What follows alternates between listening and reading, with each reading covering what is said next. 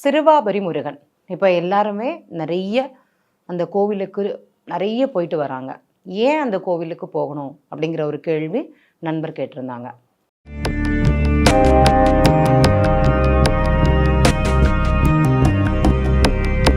வணக்கம்.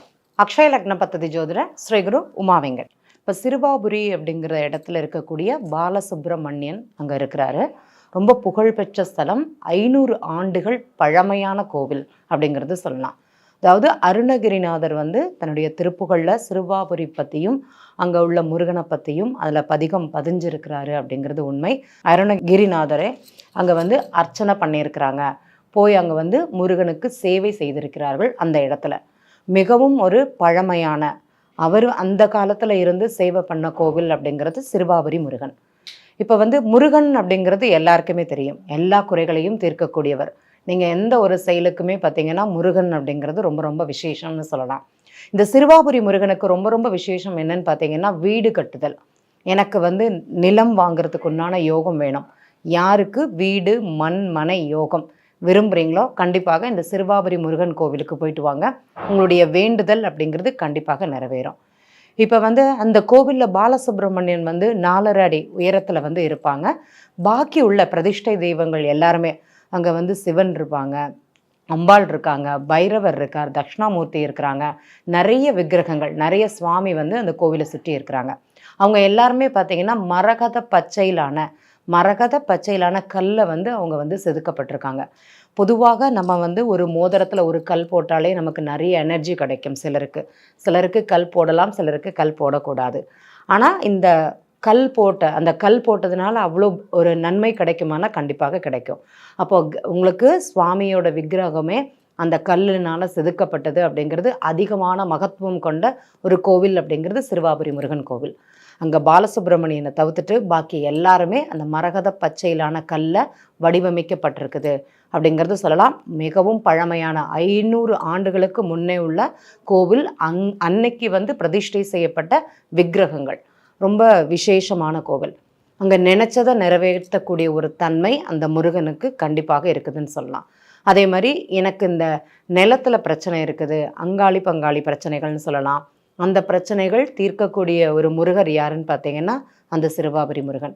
நீங்கள் அங்கே போனாலே போதும், உங்களோட நிலம் சார்ந்த பிரச்சனைகள் அப்படிங்கிறது அங்கே விலகுமானா கண்டிப்பாக அதற்கு ஒரு தீர்வு அப்படிங்கிறது கிடைக்கும்.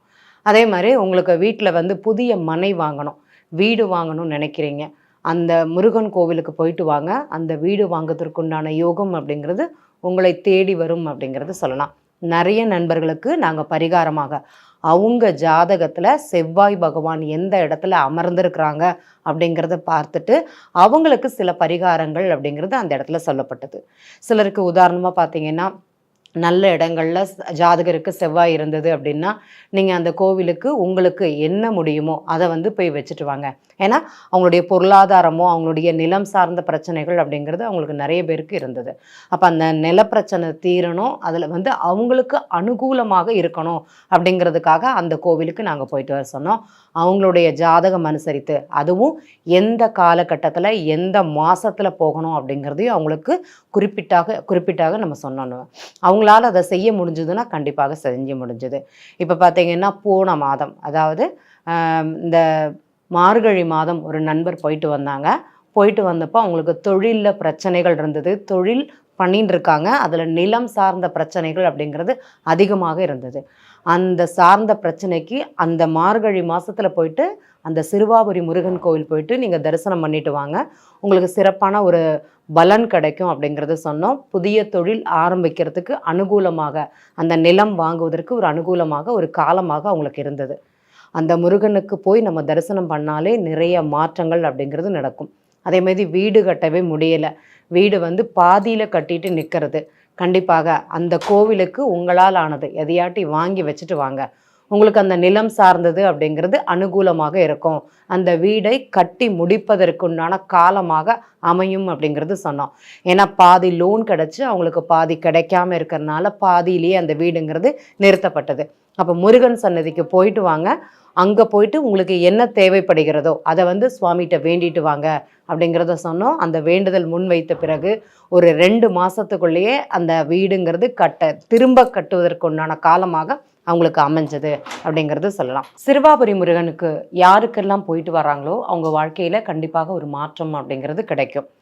இப்போ இன்னொரு நண்பர் என்ன கேட்டாங்கன்னா, எங்கள் வீட்டு பக்கத்தில் வந்து பிரச்சனையாகவே இருக்குது. அக்கம் பக்கம் வந்து ஏதோ ஒன்று பிரச்சனை நம்ம மேலே பண்ணிகிட்டே இருக்கிறாங்க.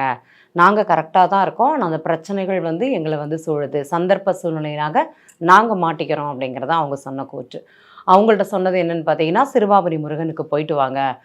போயிட்டு வந்து வெத்தலை பாக்கு, பழம், தேங்காய் உடைச்சிட்டு வாங்க. பிரச்சனைகள் அப்படிங்கிறது உங்களுக்கு இருக்காது. இனி வரக்கூடியவங்க எல்லாருமே உங்களுக்கு நட்பாகவும், நல்ல ஒரு தோழமையாகவும் இருப்பாங்க அப்படிங்கிறது அவங்களுக்கு சொன்னது. அப்போ அவங்க வந்து அந்த கோவிலுக்கு போயிட்டு வந்துட்டு அந்த பிரச்சனைகள்லேருந்து கொஞ்சம் கொஞ்சமாக மாற்றம் இருக்குது அப்படிங்கிறது நண்பர்கள் சொன்ன ஒரு தகவலாக இருந்தது. அதே மாதிரி இந்த முருகன் கோவிலுக்கு போயிட்டு வந்தால் நமக்கு வந்து பிளட் சம்மந்தப்பட்ட பிரச்சனைகள், அதாவது இரத்தத்தினால் ஏற்படும் நோயின்னு சொல்கிறது. அதே மாதிரி இந்த காலகட்டத்தில் முருகனுக்கு வந்து அபிஷேகம் செய்கிறது அப்படிங்கிறது ரொம்ப ரொம்ப விசேஷமாக இந்த சிறுவாபுரி முருகன் கோவிலுக்கு போய் செய்கிறது நன்றாகவே அமையும் அப்படிங்கிறது சொல்லலாம்.